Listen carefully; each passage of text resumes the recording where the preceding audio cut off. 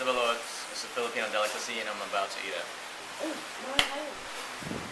In other words, it's a grown chicken, but not out of the egg yet. Oh, there you go. It's sticking out already. Sticking out already. Oh, yuck! Oh. It's coming back, all the good memories. Before you eat it, let us have a look at it. You see it? Yep. It's disgusting. Do you see the Tweety bird in there? That's a baby chicken. Look at the hair, the black stuff.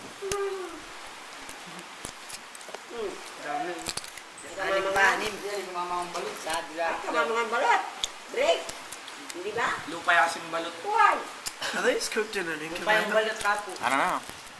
Oh, look at it.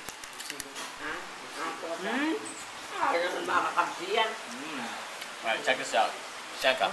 Look at there. Look at there. Where's the head? Wow. Oh, yuck! That's a head of a chicken you're about to eat. See it? Right there. A head. Hello. Oh, look. Boy, boy. Why don't you have vinegar with it? Mandira yung cameraman. Di na may tito Vic. Ah.